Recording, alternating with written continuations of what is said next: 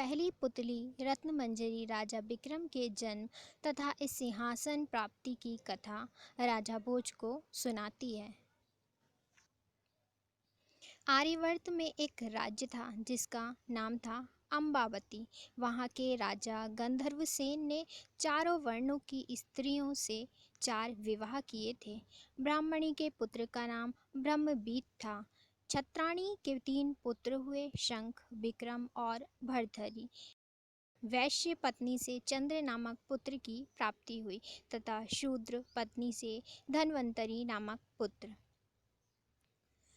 ब्रह्मणीत को गंधर्वसेन ने अपना दीवान बनाया, पर वह अपनी जिम्मेदारी अच्छी तरह नहीं निभा सका और राज्य से पलायन कर गया।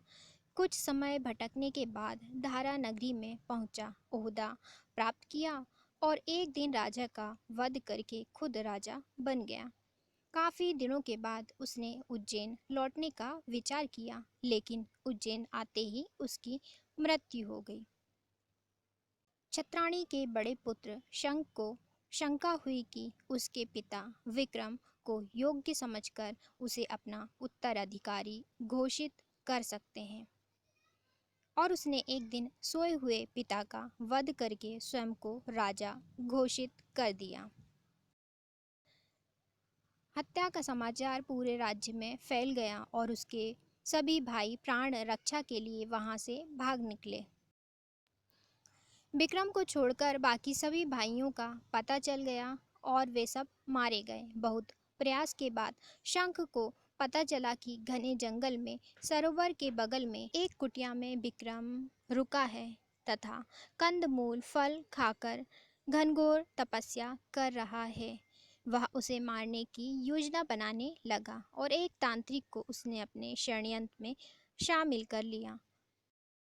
तांत्रिक विक्रम को भगवती आराधना के लिए राजी कर लेता है और भगवती के आगे जैसे ही विक्रम सर झुकाएगा उसे वह मार डालेगा, ऐसी योजना बना लेते हैं।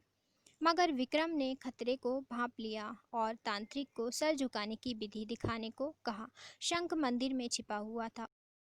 उसने तांत्रिक को विक्रम समझ के धोखे से हत्या कर दी। विक्रम ने झपटकर शंख की तलवार छीनकर उसका सर धड़ से अलग कर दिया। शंख की मृत्यु के बाद राजा विक्रम राज्य करने लगे। एक दिन शिकार के लिए विक्रम जंगल गए। मृग का पीछा करते करते सबसे बिछुड़कर बहुत दूर चले आए। उन्हें एक महल दिखाई दिया। पास आकर उन्हें पता चला कि वह महल तूतवर्ण का है, जो कि राजा बाहुबल का दीवान है। तूतवर्ण से मुलाकात के बाद राजा विक्रम से उन्होंने कहा, विक्रम बड़े ही यशस्वी राजा बन सकते हो यदि राजा बाहुबल उनका राजतिलक करें। और उसने यह भी बताया कि भगवान शिव द्वारा प्रदत्त अपना स्वर्ण सिंहासन अगर बाहुबल विक्रम को दे दें तो विक्रम चक्रवर्ती सम्राट बन जाएंगे।